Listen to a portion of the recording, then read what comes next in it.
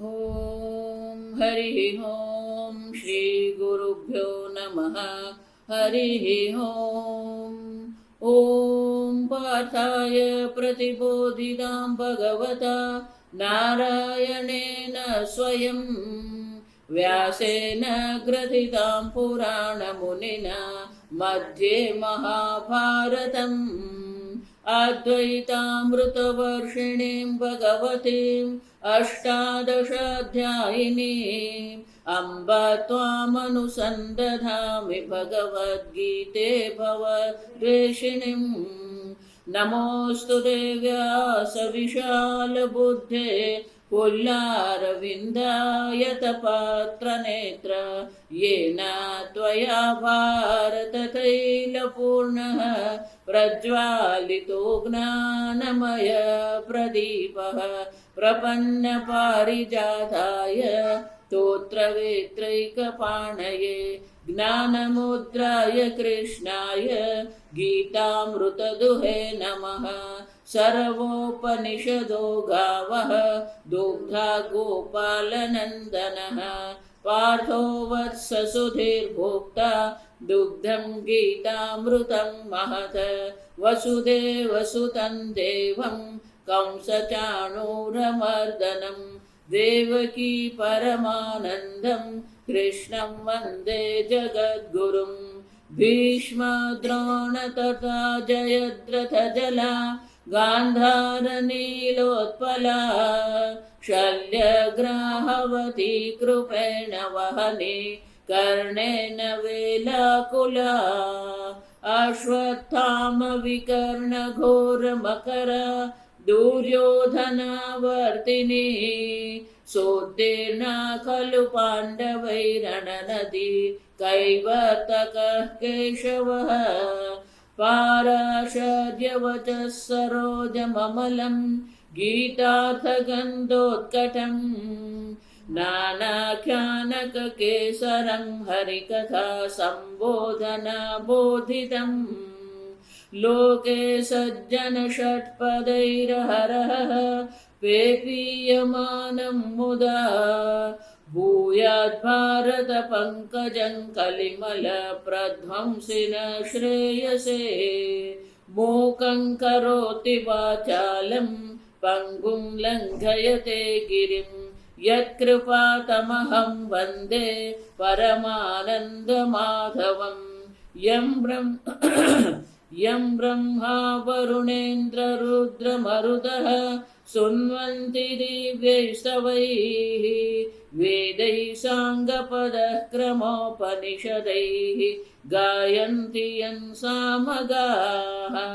ध्यानावस्थिततद्गतेन मनसा पश्यन्ति यं योगिनः यस्यान्तं न विदुः सुरासुरगणाः देवाय तस्मै नमः।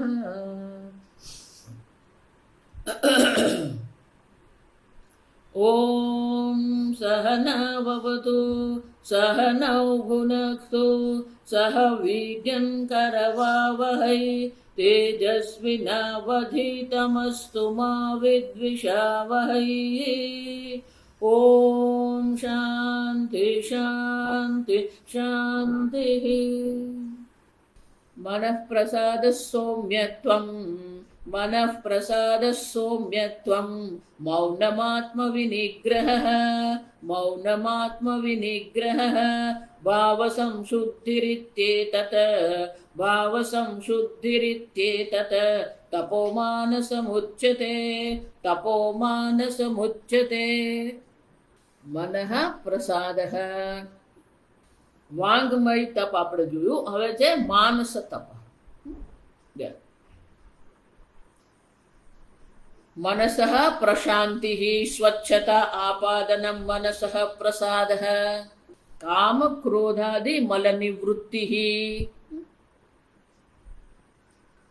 મનમાં જે પણ કઈ કામ ક્રોધ રાગ દ્વેષ આ સર્વ પ્રકારના મલોની નિવૃત્તિ થવી જોઈએ, તો પછી મન આપણું શાંત રહે, સ્વચ્છ રહે, પ્રસન્ન રહે.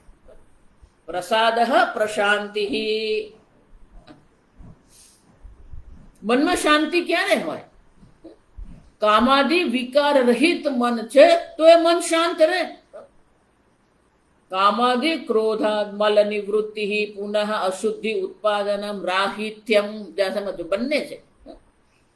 આ વસ્ત્ર હોય ને, જ્યાં સમજો વસ્ત્રને આપણે સાફ કરીએ, ધોઈ નાખીએ સાબુથી, બીજે દિવસે પાછું એ જ વસ્ત્ર શું થવાનું? મલિન થઈ જવાનું. સ્વામીજી બહુ સુંદર કહેતા કે જે વસ્તુનો આપણે ઉપયોગ કરીએ, દૈનિક જીવનમાં જેટલી વસ્તુનો આપણે ઉપયોગ કરીએ છીએ એ બધી વસ્તુ મલિન થવાની જ છે. ઘર વાપરીએ તો ઘરમાં મલિનતા આવવાની, કચરો થવાનો જ છે. શરીર આપણે વાપરીએ છીએ તો શરીરમાં મલિનતા આવવાની છે. રોજ શરીરને સ્નાન કરાવવું જ પડે.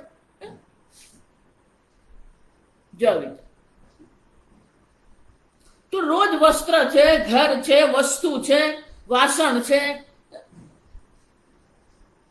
દેહ છે, આ બધી વસ્તુ વાપરીએ એ બધાને આપણે રોજ સ્નાન કરાવવું પડે. તો સ્વામીજી બહુ સરસ કહેતા કે તો રોજ આપણે ઇન્દ્રિયો પણ વાપરીએ છીએ, રોજ આપણે મન પણ વાપરીએ છીએ. તો જે વસ્તુનો આપણે ઉપયોગ કરીએ એમાં મલિનતા આવવાની જ છે. એટલે આજે મારું મન શુદ્ધ થઈ ગયું એટલે પછી અનંત કાળ સુધી શુદ્ધ રહે એમ નથી. જ્યાં અયોગ્ય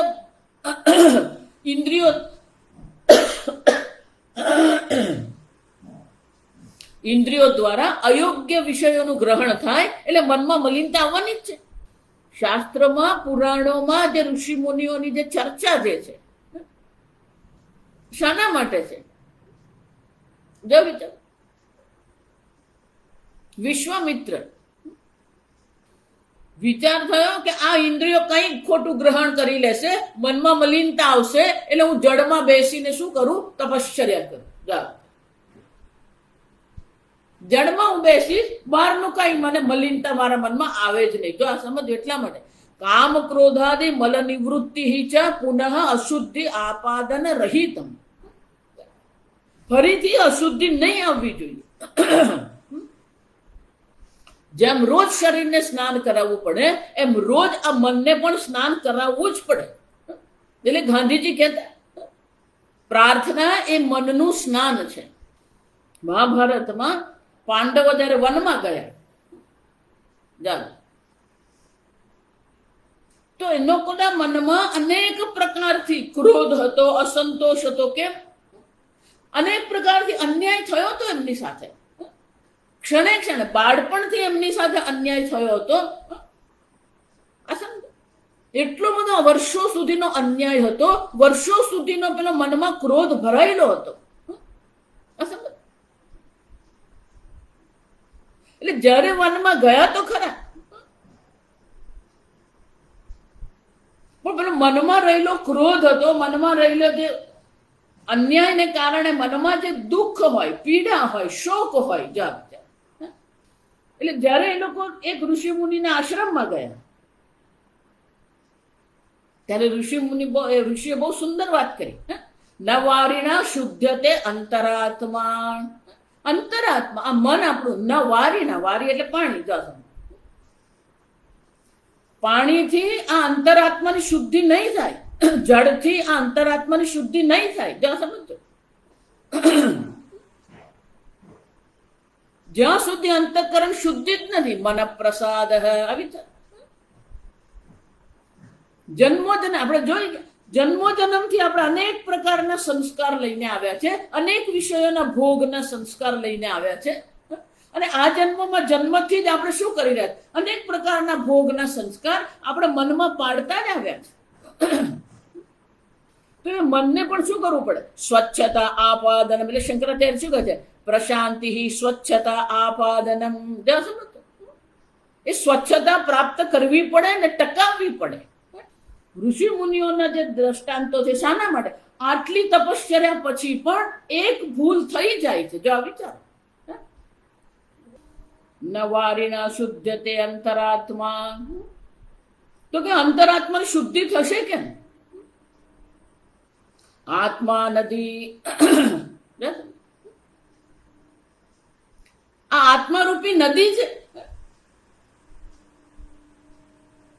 એમાં જ સ્નાન કરવું પડે. જો સમજો, ઈશ્વર આત્મા પરમાત્મા વિના અંતઃકરણની શુદ્ધિ છે જ નહીં.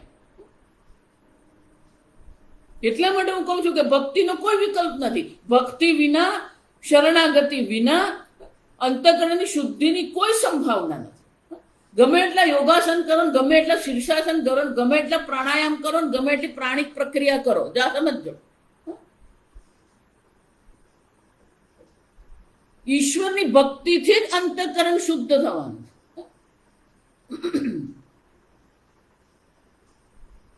આત્મા નદી શીલા તટા દયા ઉર્મિ.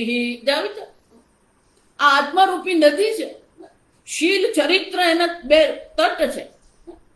દયા એના તરંગ ઉર્મિ. નાના જે તરંગ લહેર કહીએ આપણે, ઉર્મિ કહેવાય. તો આ તત્ર અભિષેકમ કુરુ પાંડુપુત્ર. હે પાંડુપુત્ર, આ આત્મારૂપી નદીમાં તમે અભિષેક કરો, આત્મારૂપી નદીમાં તમે સ્નાન કરો. બહારના જગતમાં તો સુખ દુઃખ છે જ, બહારના જગતમાં વિકાર છે જ. સ્વચ્છતા આપાદનમ. સ્વચ્છતા પ્રાપ્ત કર્યા પછી પણ એ સ્વચ્છતા ટકાવવી પડે. રોજ નિયમથી આપણે જપ કરીએ. સ્વામીજી એટલે બહુ સરસ કે તમે કર્તવ્ય કર્મનું પાલન કરો, તમારા અંતઃકરણની શુદ્ધિ થવાની જ છે. સ્વે સ્વે કર્મણી નિરત અભિરત. આ સમજ 18મા અધ્યાયમાં ભગવાન સ્વયં કહેવાના છે. પણ કોની કર્તવ્ય નિષ્ઠા છે? હું વાત કરું, લોકોને એવું લાગે સ્વામીજી બહુ કડવું બોલે, પણ છે, હકીકત છે.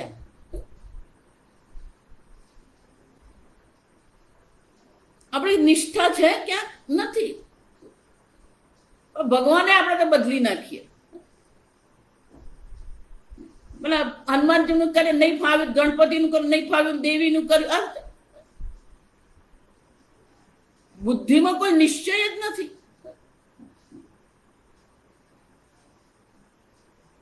ભાગવત કથા જે છે ને, આપણે એમ કહીએ ને ભાગવત કથા, જો સમજો શબ્દ શું છે.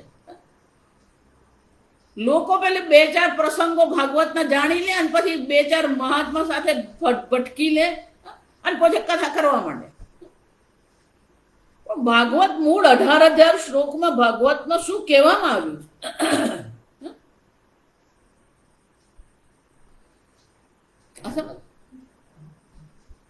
ભગવત અયમિતિ ભાગવત. જે ભગવાનના છે એને ભાગવત કહેવાય. ભાગવત ભગવાનની કથા નથી, ભગવાનના ભક્તોની કથા છે. જો વિચાર, ગમે એટલે ધર્મનિષ્ઠ હોઈએ, ગમે એટલે આપણે સ્વચ્છતા પ્રાપ્ત કરીએ, ક્યાંક ને ક્યાંક એકાદ ભૂલ તો થઈ જ જાય. જો ભીષ્મ પિતામહ જયારે બાણશૈયા પર હતા, આપણે તો એક પેલી એક સોય પણ વાગે ને તો આખો દેશની આંગળી જો કર્યા કરી. બાણ પર સૂતા નતા, એ બધા બાણ એમના શરીરમાં આર પાર નીકળેલા હતા. જો કેટલાય બાણ એમના શરીરની આર પાર હતા અને એક બાણના ટકે એમના ટેકાથી શરીર એમનું ત્યાં હતું.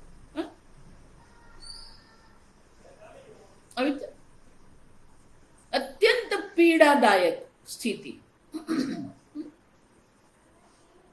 ત્યારે ભગવાન શ્રી કૃષ્ણને એમણે પ્રશ્ન પૂછ્યો. જેવું કહેવાય છે કે એ વખતે એમની ઉંમર ઓછામાં ઓછી 125 વર્ષની હોવી જોઈએ. આ મહાભારતના જે વર્ષોની ગણતરી કરીએ ને આપણે, તો એમણે કીધું કે હું ગંગા પુત્ર છું. સંપૂર્ણ જગતને પાવન કરનારી માં ગંગા મારી માં છે.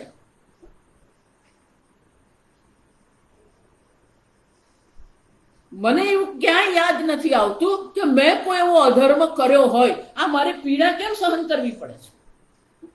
આટલી બધી પીડા. જો વિચાર, એવું તો કયું મેં અધર્મ કર્યું કે મારે આ પીડા સહન કરવી પડે છે? જા સમજ. તો શ્રી કૃષ્ણ ભગવાને કહ્યું કે તમારી વાત એકદમ સાચી છે. તમારી સાવધાનતાથી, તમારી જાણથી તમે કોઈ અધર્મ જીવનમાં નથી કર્યું. જો હું તમને જે કહું ને વારંવાર, ધર્મ અધર્મ નહીં કરો, નહીં છોડે એ તમને. પણ આપણે જૂઠું બોલવું, કપટ કરવી, આ સમજ. ભીષ્મ પિતામહે પ્રશ્ન કર્યો, પાંડવો ત્યાં ઉભા હતા. ત્યારે ભગવાન શ્રી કૃષ્ણે કહ્યું કે તમારી વાત એકદમ સાચી છે, પણ એક તમારાથી ભૂલ થઈ છે. પાપ નહીં પણ ભૂલ થઈ. જા સમજ. તો કે શું થયું? તો કે જ્યારે તમે મા ગંગા સાથે હતા, મા ગંગા તમને યુદ્ધ નીતિ શીખવતા હતા. તમે યુવાન થઈ ગયા, તમારી પાસે અશ્વ હતો. એ અશ્વ પર તમે યુદ્ધને અભ્યાસ કરતા. જંગલમાં જઈને યુદ્ધનો અભ્યાસ કરવો પડે અશ્વ પર. કે રથ પર, ઘોડા પર, ચાલુ ઘોડા પર તમારે તીર ચલાવવાનું હોય. તો અભ્યાસ કરવો પડે. તો અભ્યાસ કરીને તમે જયારે પાછા આવી રહ્યા હતા, ત્યારે જે પગદંડી પરથી તમે પાછા આવતા હતા, તો ત્યાં સાપ પડેલો. એટલે તમને એમ થયું કે આ સાપ જે છે, મેં જોયો અને મેં ઘોડાને અટકાવી દીધો, આ સાપ બચી ગયો. પણ બીજું કોઈક આવશે ને આ સાપને નુકસાન કરે. પણ તમારી ભૂલ એટલી જ હતી કે તમે ઘોડાથી નીચે ઉતર્યા નહીં. જો આ વિચારી, હું એટલે કહું છું, તમે ઘોડા પર જ બેઠા રહ્યા. એક બાણ તમે કાઢ્યું અને તમે શું કર્યું? જમીન પરથી એ સાપને ઉંચકી લીધો. અને તમે એ સાપને આમ ફેંકી દીધો. બીજી તમારી અસાવધાનતા એ હતી કે એ સાપ ક્યાં પડ્યો ને એ તમે જોયું નહીં. એ સાપ કાંટાળી ઝાડી પર પડ્યો. આજે જેમ તમારા શરીરમાં આ તીર લાગેલા છે, એમ એ સાપ પણ શું થઈ ગયો? એ કાંટાળી ઝાડી પર પડ્યો. એ કઈ કરી શક્યો નહીં. જીવંત સાપ, બધા શરીરમાં એના કાંટા બધા એના શરીરમાં લાગી ગયા. અનેક કીડીઓ જંતુ આવીને અનેક પ્રકારની પીડા એને આપી. વિચારો, બસ આટલું જ છે. આટલું જ છે. જા સમજ. એક તો ઉતરવાની આળસ કરી અને સાપ ક્યાં પડ્યો ને એ જોયું નહીં. જો એટલે હું તમને કહું, તમને એવું લાગતું હોય કે આ ધર્મ છે, આ સેવા છે.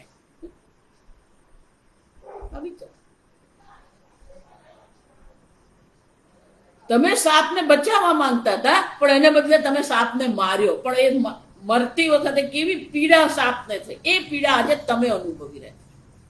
માં કુંતી, જો મિત્રો, એક જ ભૂલ કે દુર્વાસા ઋષિએ એમને મંત્ર આપ્યો હતો. એ મંત્ર પર એમને શંકા થઈ, આ કામ કરે કે નહીં. જો આ વિચાર, આટલો જ એક શંકા. ઋષિ દુર્વાસા શંકર ભગવાનનો અવતાર છે. જો શંકર ભગવાનના અવતાર દુર્વાસા ઋષિએ મંત્ર આપ્યા હતા. છતાં પણ મનમાં એક સંશય આવ્યો કે આ મંત્ર કામ કરે કે નહીં કરે.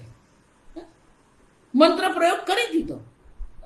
સૂર્યનારાયણની સામે મંત્ર પ્રયોગ કર્યો, ગર્ભ રહી ગયો. સંશય તો કર્યો. બીજી ભૂલ શું કરી? એ બાળકને નદીમાં મૂકી દીધું. એ જ કર્ણને આધારે દુર્યોધન યુદ્ધ કરતો હતો. એને પર કર્ણ ખબર હતી કે અર્જુનનો જવાબ તો આ કર્ણ જ છે. એ જ કર્ણને આધારે દુર્યોધને શું કર્યું? મહાભારતનું યુદ્ધ સ્વીકારી લીધું. કર્ણ નહીં હોત તો દુર્યોધન કોઈ પણ પ્રકારે મહાભારતનું યુદ્ધ કરી શક્યો જ નહીં.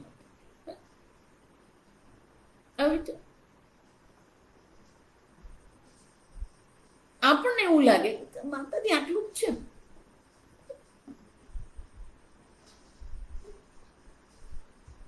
કામ ક્રોધની નિવૃત્તિ જ કરવાની નહીં, ફરીથી પુનઃ અશુદ્ધિ આ ઉત્પાદનમ રાહિત્યમ દત, મન શુદ્ધ કર્યા પછી ફરીથી કોઈ પણ પ્રકારની અશુદ્ધિ મનમાં નહીં આવવી જોઈએ.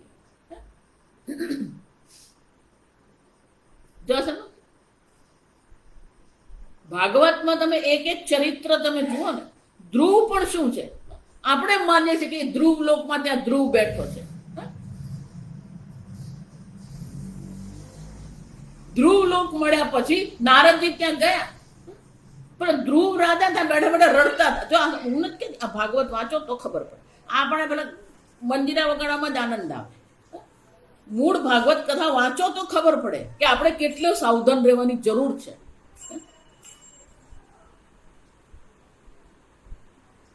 નારદજીએ પૂછ્યું, તમને તો ધ્રુવ લોક તમને ભગવાનના દર્શન થયા, સાક્ષાત નારાયણના દર્શન તમને થયા છે, સાક્ષાત નારાયણે તમને આ વરદાન આપ્યું છે, તમને ધ્રુવ લોકની પ્રાપ્તિ થઈ ગઈ છે. સંપૂર્ણ જગત તમારી આજુબાજુ ઘૂમી રહ્યું. જો આ સમજ, આ હકીકત. તમે ધ્રુવનો તારો જુઓ ને તો બધા તારાઓ એ ધ્રુવના કેન્દ્રમાં રહીને આ બધું ઘૂમી રહ્યું છે. જો એટલા માટે ધ્રુવ એટલે કે જે સ્થિર છે, ધ્રુવ એટલે સ્થિર છે. એ તારો જ એક સ્થિર છે. આ જોજો ક્યારે પણ આપણને ક્યાં નવરાશ છે મોબાઈલમાંથી, ફેસબુકમાંથી. ઉપર જરાક આકાશ દર્શન કરીએ, ગગન દર્શન કરીએ. આપણને તો પેલો ઉત્તર ને દક્ષિણે ખબર નહીં પડે.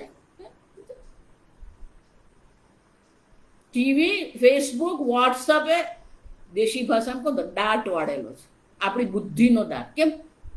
પેલો ટીવી વાળો બતાવે ને આપણે આપણી બુદ્ધિ વાપરવા જ આપણે તૈયાર નથી. તો નારદજીએ પૂછ્યું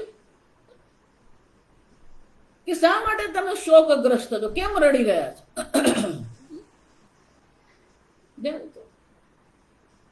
ત્યારે ધ્રુવ શું કહે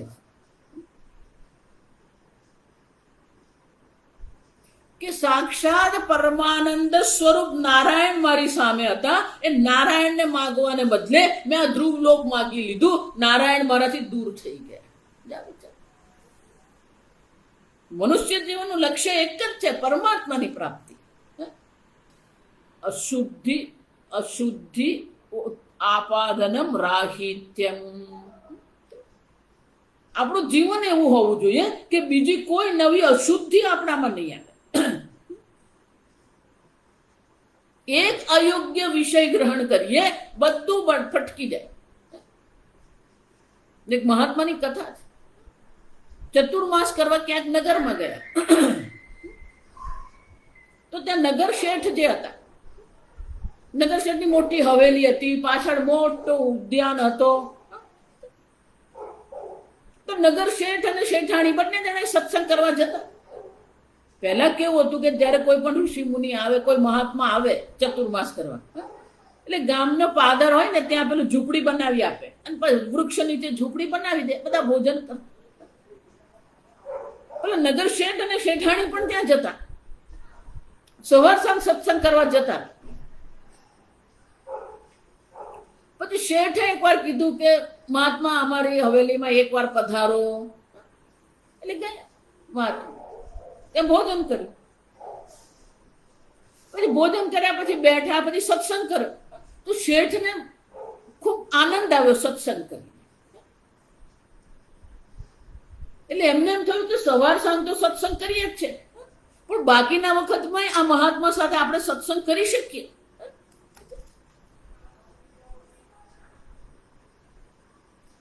એટલે બીજે દિવસ સવારે મહાત્માને કીધું કે મહાત્મા, સવાર સાંજ તો બધા લોકો તમારી પાસે આવે છે, સત્સંગ કરે છે. દિવસના કેટલાક લોકો તમારી પાસે આવતા હોય કંઈક પ્રશ્ન લઈને, પણ કાલે ભોજન પછી તમે જે સત્સંગ કરો ને મને બહુ ગમ્યું. એટલે મને એવી ઈચ્છા છે કે પાછળ મોટો ઉદ્યાન છે ને, હું ત્યાં તમને એક ઝૂંપડી બનાવી આપું, કુટિયા બનાવી દઉં, તમે ત્યાં રહો. આ શેઠાણી છે, શેઠાણીએ મને હા પાડી. શેઠાણીને પૂછીને જ તમને કહું કે અમે બધું ભોજનની વ્યવસ્થા કરીશું, પણ દિવસ દરમિયાન પણ હું તમારો સત્સંગ કરી શકું, અને એટલા માટે હું તમને એમ કહું છું તમે ત્યાં આવીને રહો.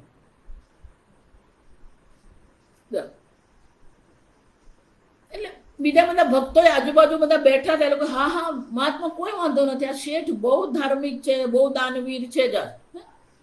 એ લોકોએ પેલા શેઠના વખાણ કર્યા. એટલે મહાત્મા કે ઠીક છે, બનાવો ઝૂંપડી, હું ત્યાં આવીને રહીશ. એટલે મહાત્માને એમનો શિષ્ય ત્યાં રહેવા જતા. 1 મહિનો ત્યાં રહ્યા જ્યાં સુધી.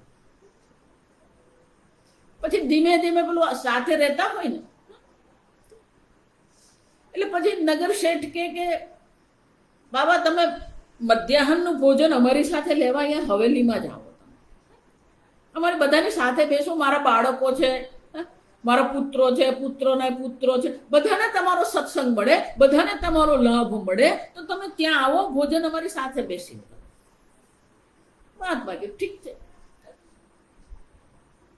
એટલે મહાત્મા રોજ પછી શું કરે, ત્યાં જાય ભોજન.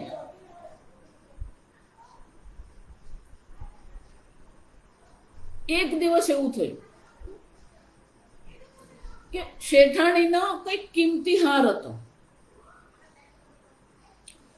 એ કઈક દોડ ભાગ કરવામાં શેઠાણીથી બહાર જ ટેબલ પર મુકાઈ ગયો. પરિસર હોય ને ત્યાંથી બધા આવતા જતા, હવેલી હોય ને એમાં પરિસર, ત્યાંથી બધા આવત જાન કરતા હોય. એટલે ત્યાં પેલું એક ટેબલ હતું, એના પર એમણે હાર મૂકી દીધો. પછી એને કામે લાગી કે મહાત્મા ભોજન માટે આવતા, બધી તૈયારીઓ કરવાની. ભોજન થઈ ગયું, બધું જ થઈ ગયું. પછી અચાનક જ પેલું શેઠની નજર પડી. એટલે શેઠાણીને પૂછ્યું કે તમારો હાર ક્યાં છે? અરે હા, હાર તો મેં ત્યાં ટેબલ પર મૂક્યો હતો. એટલે ત્યાં ગયા, જોયું ત્યાં હાર જ નહીં. અત્યંત કિંમતી હાર. બધા નોકરોને બોલાવ્યા ને બધું. પછી જાત જાત, જો એકવાર હાર નથી એમ કે પછી બધું જાત જાતનું ચાલે. પેલા નોકરોને બોલાવ્યા, પુત્રોને બોલાવ્યા, પૌત્રોને પૂછ્યું કે તું રમવા લઈ ગયો, તું રમવા. છોકરાઓ રમવા લઈ જાય, જો એ સહજ રીતે જ બધાને પૂછ્યું. બધાએ કીધું કે ના. પેલા નોકરો કે અમે તો અહીંયા આ બાજુ જ કામ કરતા હતા, એ બાજુ ગયા જ નથી. અમે તો હવેલીની બહાર જવાનું હોય તો અમારે ત્યાં જવાનું, અમે તો હવેલીની અંદર કામ કરતા હતા. એટલે એ બહાર બાજુ જવા માટેના રસ્તા પર અમે ગયા નથી, એ બાજુના પરિસરમાં જ અમે ગયા નથી. પેલો સફાઈ વાળો કે મેં તો સવારના સફાઈ કરી દીધી હતી, ત્યારે ત્યાં હાર નતો. પેલો બાળકોને પૂછ્યું હતું કે ના. પછી તો પેલો હલ્લા ગુલ્લા થઈ જાય ને, જાત જાતનું થાય. જો એટલે અવાજ થવા માંડે. પેલો શેઠ ક્રોધે ભરાઈ ગયા, પેલા પુત્રો એના ક્રોધે ભરાઈ ગયા. એટલે પેલા મહાત્મા ત્યાં ઝૂંપડીમાં હતા, એમણે અવાજ સાંભળ્યો. એટલે એમણે પેલા એની સાથે જે સેવક હતો બ્રહ્મચારી, એને કીધું જો તો શું થયું? એટલે સેવકે આવીને કીધું કે પેલા શેઠાણી છે ને, એનો કિંમતી હાર ખોવાઈ ગયો. જ્યાં પેલા બ્રહ્મચારીએ કીધું કે શેઠાણીનો કિંમતી હાર ખોવાઈ ગયો, તરત મહાત્માએ પેલા બ્રહ્મચારીને કીધું ચાલો એક કામ કરો, આ બધા આપણા વસ્ત્રો બધા ભેગા કરી લો, પોટલી બાંધી દો, આપણે અહીંયાથી જઈએ છીએ. બ્રહ્મચારી કે કેમ? તું તૈયારી કર, ચાલ આપણે અહીંથી હવે જવાના, અહીંયા નથી રહેવું.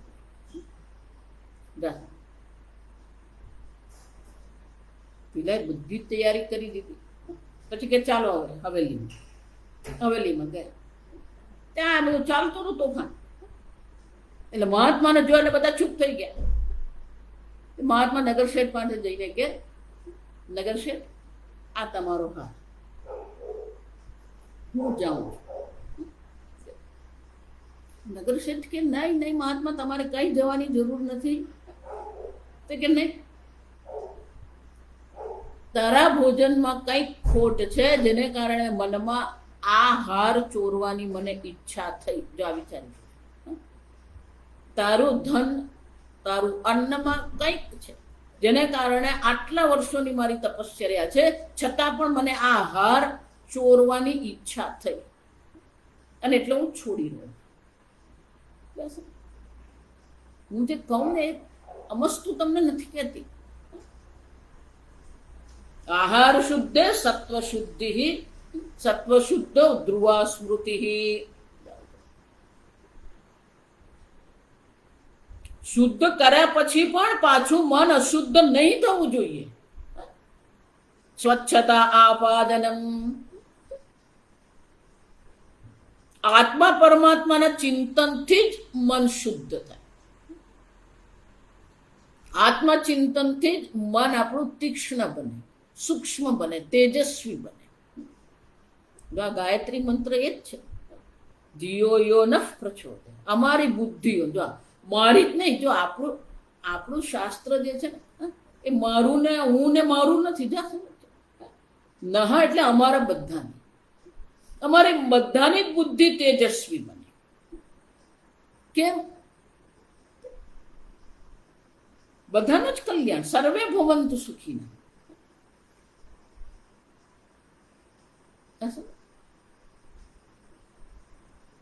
સ્વચ્છતા આપાદનમ મનઃ પ્રસાદઃ, પ્રસાદઃ પ્રશાંતિ.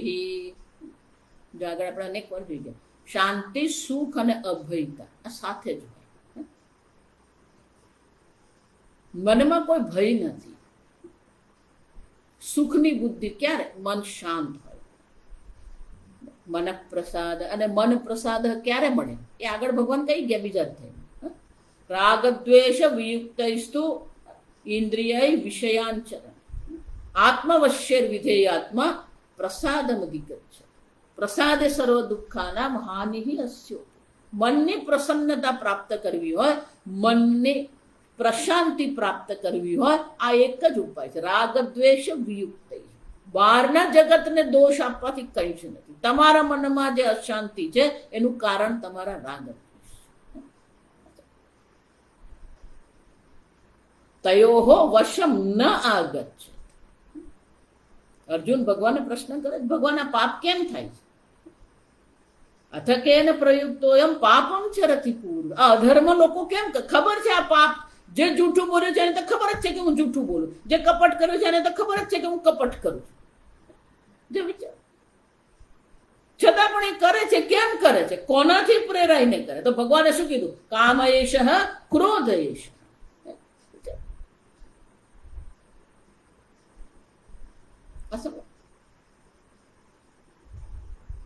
આપણી જ અંદર એ રાગ દ્વેષ પડેલા છે.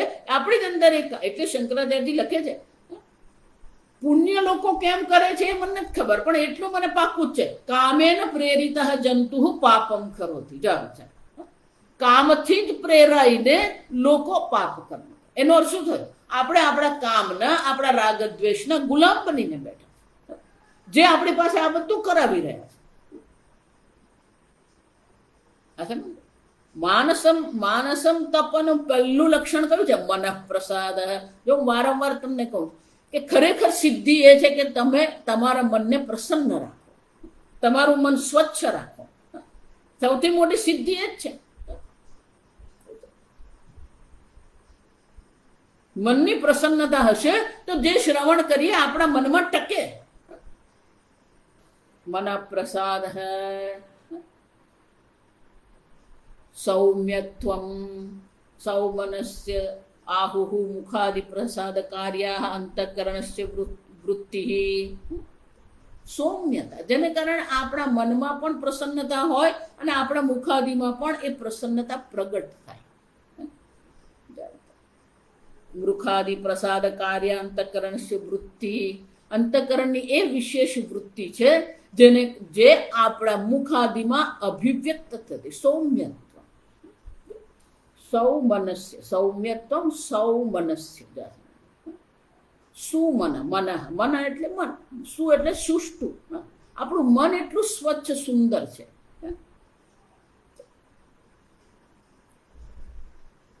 મન પ્રસાદ સૌમ્યત્વમ મૌનમ. વાક, શંકરાચાર્ય કહે છે વાક સંયમ અપી મન સંયમ પૂર્વક ભવતી કાર્યેણ કારણમ ઉચ્યતે મન સંયમ મૌનમ.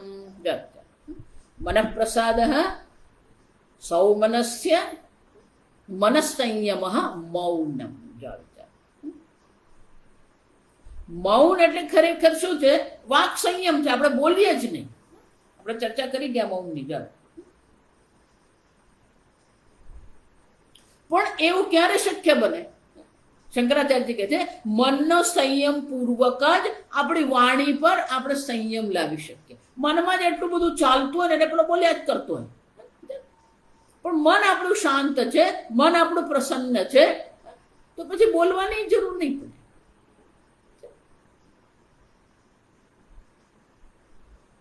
આ મૌન કાર્ય દ્વારા પેલું કારણ દર્શાવી રહ્યા છે. મન સંયમ મૌનમિતિ.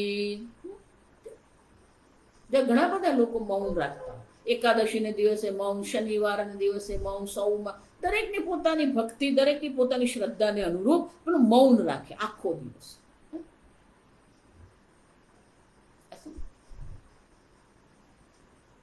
ઓછામાં ઓછું બોલીએ આપણે જોઈ ગયા સત્યમાં. ખરેખર આપણે કઈ બોલવા જેવું છે જ નહીં, આ સમજ. પણ આપણા જ મનમાં એટલું બધું ભરેલું હોય ને એટલે પેલું કોઈકને કહેવું પડે. આ પેલા બાળકો હોય ને સ્કૂલે જઈને આવે, વિદ્યાલયમાં જઈને બાળકો આવે, એ બાળકે પેલું વિદ્યાલયમાં એટલું બધું ભણ્યા હોય, એટલા બધા લોકોને મળ્યા હોય, એટલા બધા પ્રસંગો બન્યા હોય, એ પેલું મનમાં રાખી નહીં શકે. એટલે મમ્મી આમ, મમ્મી આમ, જેમ એને પેલું મમ્મીને બધું જ કહેવું પડે. અને એ બાળકો બધું જ કે એટલું નહીં, ઘરેથી નીકળે અને પેલો શાળાએ પહોંચે, શાળાએથી પાછો ઘરે આવે ને ત્યાં સુધીની બધું જ કે માં અમે બધા ગયા ને પછી આવું જ થયું, પછી આમ થયું, પછી આમ થયું, પછી આમ. અને પેલો જ્યાં સુધી માં સાંભળે નહીં પેલો છોડે જ નહીં માને.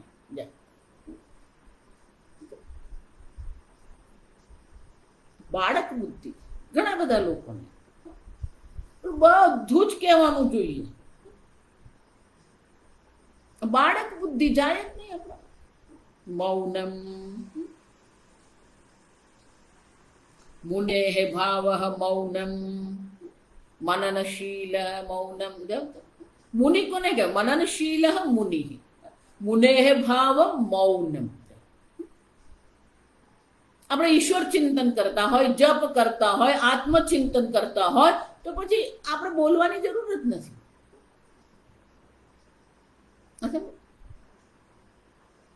આપણું મન આ ઈશ્વર ચિંતનમાં જ એટલું વ્યસ્ત હોય કે એને બોલવાની કઈ આવશ્યકતા જ ન રહે. મૌનમ આત્મવિનિગ્રહ મનોનિરોધ.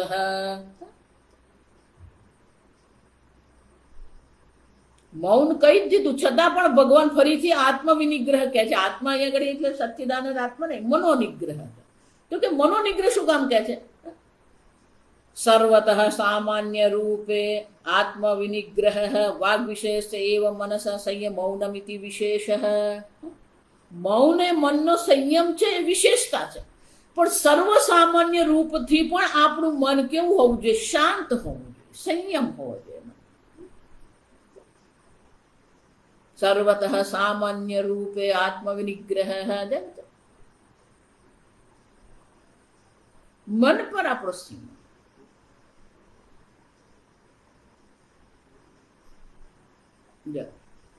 16મા અધ્યાયમાં જોઈ ગયા, એ જ ફરીથી અહીંયા આવે. ભાવ સંશુદ્ધિ સત્વ અભયમ સત્વ સંશુદ્ધિ. એને બદલે અહીંયા શું છે?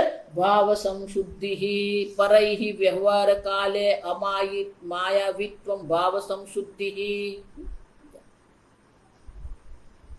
અન્ય સાથે આપણે જે વ્યવહાર કરી રહ્યા છે એમાં કોઈ છળ કપટ કઈ છુપાવવાનું.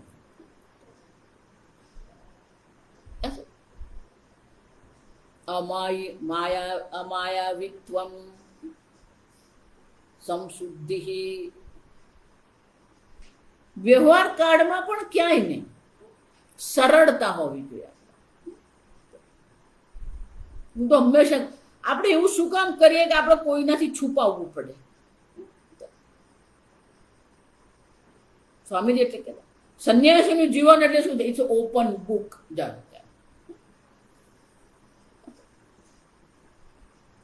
ચેન્નાઈમાં પરમાર્થાનંદજી છે સ્વામીજી, એ અમને એવું કહેતા. સ્વામીજી જ્યારે 2-3 મહિના અમેરિકા જતા ત્યારે એ અમને ભણાવવા આવતા. ત્યારે બહુ સરસ કે સંન્યાસી જીવન એટલે શું, એટલે એવું દ્રષ્ટાંત આપતા એ વખતે કે સંન્યાસી જીવન ઇઝ અ પબ્લિક ગાર્ડન.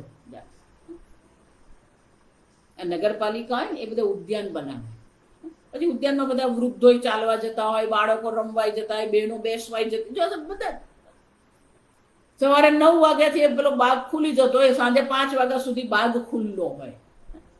એને પેલો માળી રાખવામાં આવે, ચોકીદાર રાખવામાં આવે. જા સમજ. પણ પબ્લિક ગાર્ડન એટલે શું? કોઈ પણ વ્યક્તિ ગમે ત્યારે એમાં દાખલ થઈ શકે અને ગમે ત્યારે નીકળી શકે. એમ સ્વામી જેવું કહેતા, કોઈ પણ વ્યક્તિ તમારા જીવનમાં ગમે ત્યારે આવી પણ જાય અને ક્યારેક નીકળી જાય. જો સમજ. સંન્યાસીનું જીવન એટલે પબ્લિક ગાર્ડન જ છે.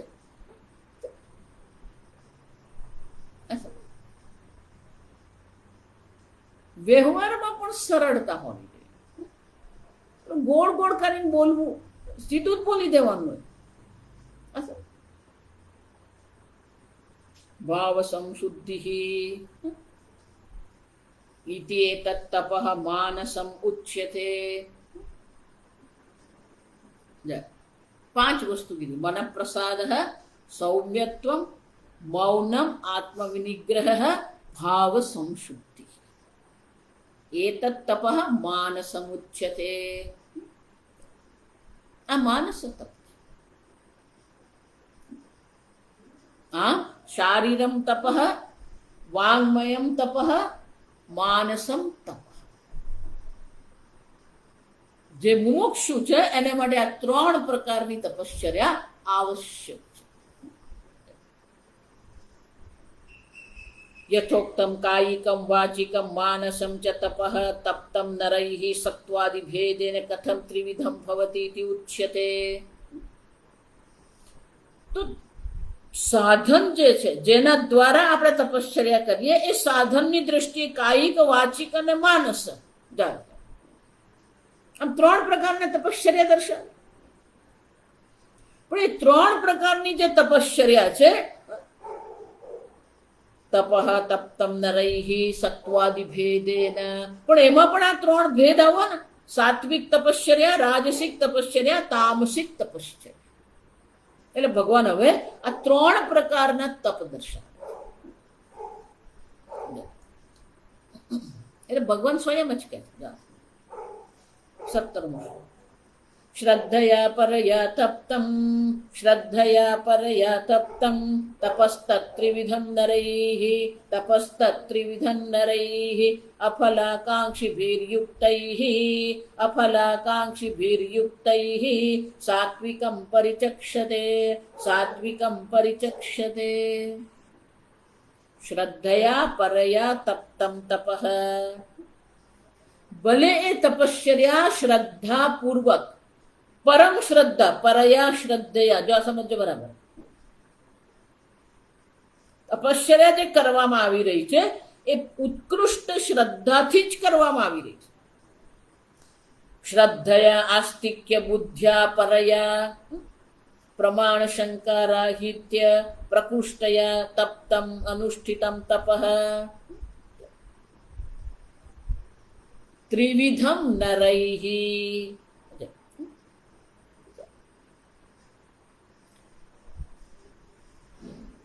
તો 3 પ્રકારની જે તપશ્ચર્યા, કાયિક હોય, વાચિક હોય કે માનસિક હોય, જા સમજો, એ તપશ્ચર્યા નર દ્વારા 3 પ્રકારથી કરવામાં આવે. ત્રિવિધમ નરૈઃ તપઃ. જા સમજો કે 3 પ્રકારથી કેમ?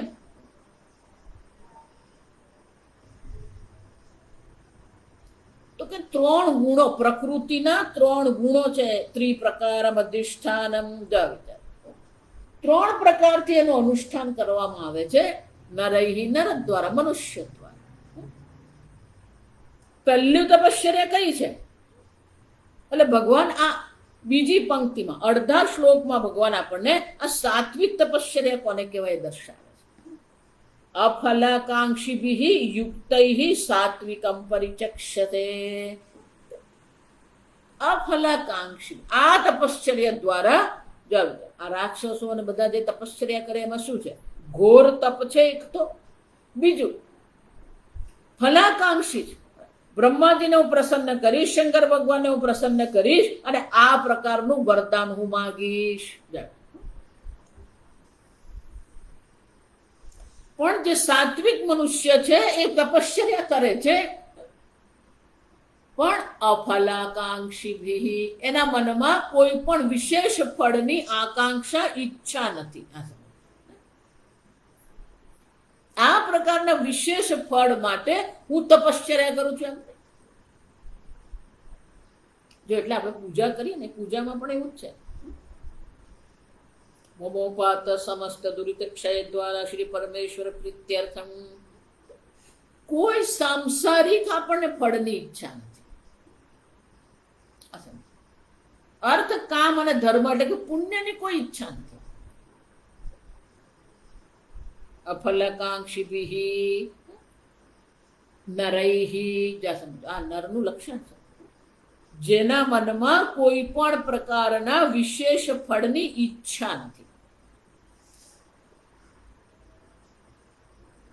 ફલ આકાંક્ષા રહિતૈહી,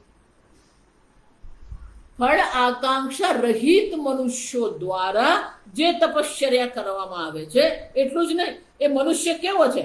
યુક્તૈહી સમાહિતૈહી. સમાહિત, યુક્ત, સિદ્ધ સિદ્ધ્યો સમોયુક્ત પ્રસાદમદ્ય. સિદ્ધ સિદ્ધ સમો ભૂત્વા સમત્વમ યોગ ઉચ્યતે. યુક્ત, યુક્ત એટલે અંગ્રેજીમાં ટુગેધર. એનું વર્તન, એની વાણી અને એના વિચારમાં એકતાનતા છે. એલાઇનમેન્ટ અંગ્રેજીમાં.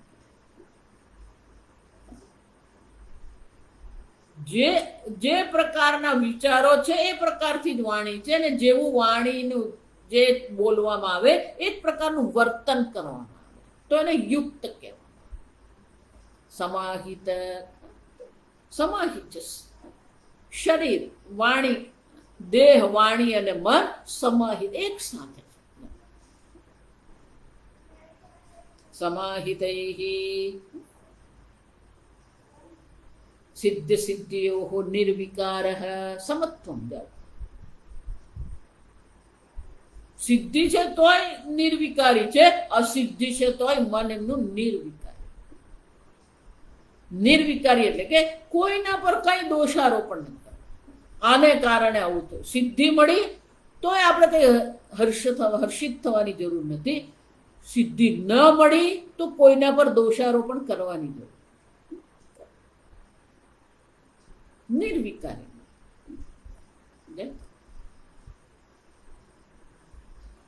યુક્ત સમાહિત જેને કહેવાય, કોને કહેવાય એની વ્યાખ્યા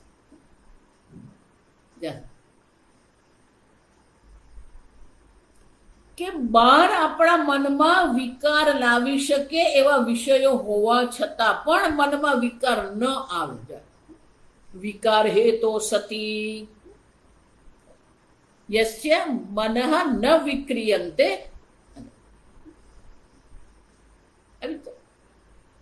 આ જગતમાં તો આપણા મનમાં વિકાર કરવા માટે અનેક વસ્તુઓ પડેલી છે, પણ છતાં પણ આપણા મનમાં એના ભોગ માટે કોઈ વિકાર નહીં આવે. વિકાર હેતો સત્ય, એમની માટે બહાર વિકાર નથી. વિકારના કારણો તો ઘણા છે બહાર, પણ છતાં આપણા મનમાં એ વિકાર નહીં આવે. વિકાર હેતો સતી યસ્ય મનઃ અયત ચેતઃ ન વિક્રિયન્તે. જેના ચિત્તમાં ક્યારેય કોઈ વિકાર નહીં આવે. પણ આપણું મન તો કેવું છે, ક્યાંક અહીંયા ભાગી જાય, કંઈક અહીંયા ભાગી જાય, કંઈક અહીંયા ભાગી જાય. અનેક વિષયોમાં ભટકતું મન જે છે ને એ ચંચળ મન કહેવાય. સર્વ વિષયોમાંથી જેને પાછું ખેંચી લીધું છે, સમાહિત, સમ્યક આહિત ઇતિ સમાહિત.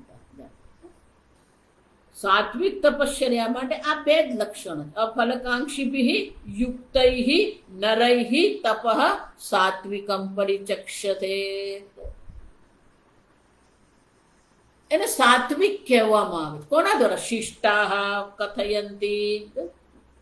જે શિષ્ટજન છે, જે તપસ્વીઓ છે, જે ઋષિ મુનિઓ જે છે, એ લોકો કહે છે કે આને સાત્વિક તપશ્ચર્યા કહેવાય. કોઈ વિશેષ ફળની આકાંક્ષા નથી અને એનું મન સમાહિત છે.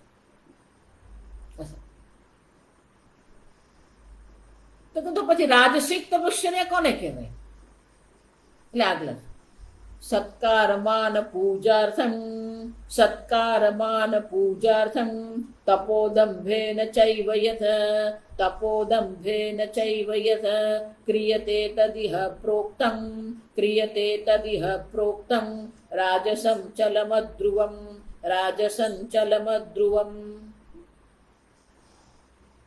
જે તપશ્ચર્યા શાના માટે કરવામાં આવે? સત્કાર માન પૂજાર્થમ.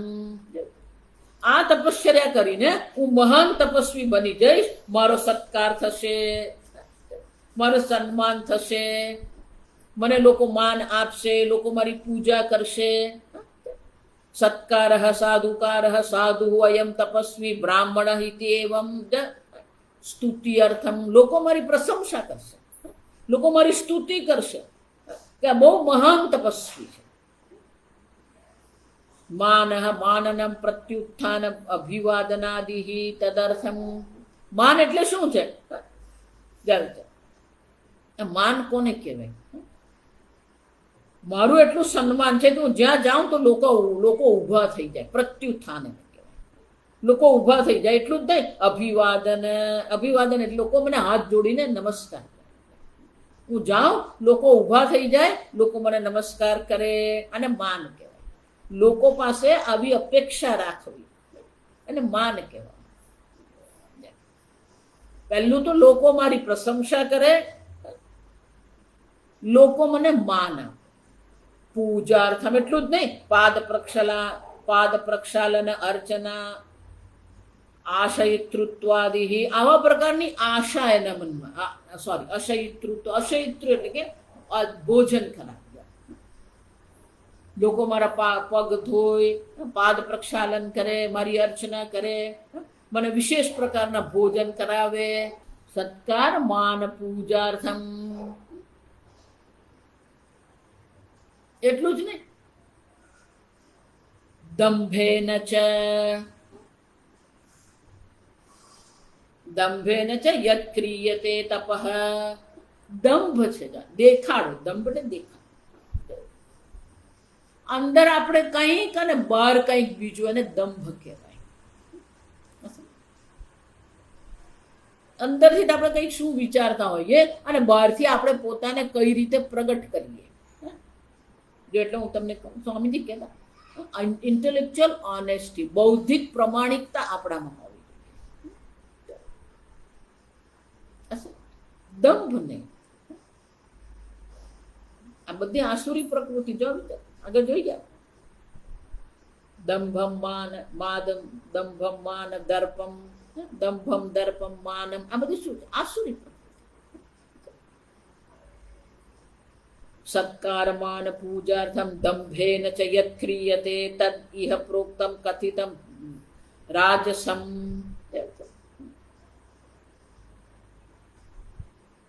પણ આવી તપશ્ચર્યા જે છે એ કેવી છે? ઇહ લોકે ફલદાયિત્વમ નતુ પારલૌકિકમ. આ લોકમાં તમને બધું ઘણું ફળ મળે એ તપશ્ચર્યા. લોકો તમને માન આપશે, લોકો તમારી પૂજા કરશે, લોકો તમારો સત્કાર કરશે, લોકો તમારી પ્રશંસા કરશે. આ લોકમાં આવી રાજસિક જે તપશ્ચર્યા જે છે, આ રાજસમ તપને કારણે આ લોકમાં તો તમને ઘણું બધું મળી જશે. નતુ પારલૌકિકમ. પરલોકની પ્રાપ્તિ નહીં થાય આવા. અતિ અલ્પ કાલ સ્થાયી ફલમ. અલ્પ ફળ મળે. આવી રાજસ તપશ્ચર્યા જે છે એને કારણે આપણને જે ફળની પ્રાપ્તિ થાય છે કેવું છે? અલ્પ ફળ છે. રાજસમ ચલમ કદાચિત ફલેત્વેન અધ્રુવમ. શંકરાચાર્ય કહે છે, ભગવાન કહે છે ચલમ અનિત્ય છે.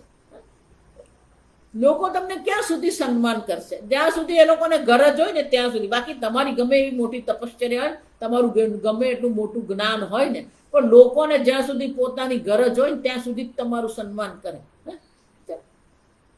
જ્યાં ગરજ છૂટીને પછી તું તારે રસ્તે હું મારે રસ્તે, તારી તપશ્ચર્યા તારું જ્ઞાન તને સમર્પિત. જો આ સમજો, હકીકત છે. લોકોને જયારે ગરજ હોય ને ત્યારે બધું જ સ્તુતિ પણ કરે, પૂજા પાઠ બધું જ કરે. જ્યાં ગરજ ગઈ પછી શું છે? લોકો પોતાના લાભ માટે તમારો સત્કાર કરતા, એ લોકોને એ લોકોનું જ બતાવવાનું હોય, એ લોકોને તમારી સાથે કઈ લાગે વળગે નહીં. જો વિચાર, પોતાની બડાઈ, પોતાની મોટાઈ બતાવવા માટે એ લોકો તમારો ઉપયોગ કરતા. તો પેલા તપસ્વી, રાજસી તપસ્વી એમ જ થાય, જો મને બધું કરે, તને કોઈ કરે નહીં. એનો અર્થ શું થયો? એનું જે ફળ જે છે કેવું છે? ચલ છે, અનિત્ય છે. કોઈ તમારી કાયમને માટે સ્તુતિ નહીં કરે, કોઈ તમારી કાયમને માટે પૂજા નહીં કરે. એ લોકોને ગરજ હોય ને ત્યાં સુધી જ કરે. આ સમજ.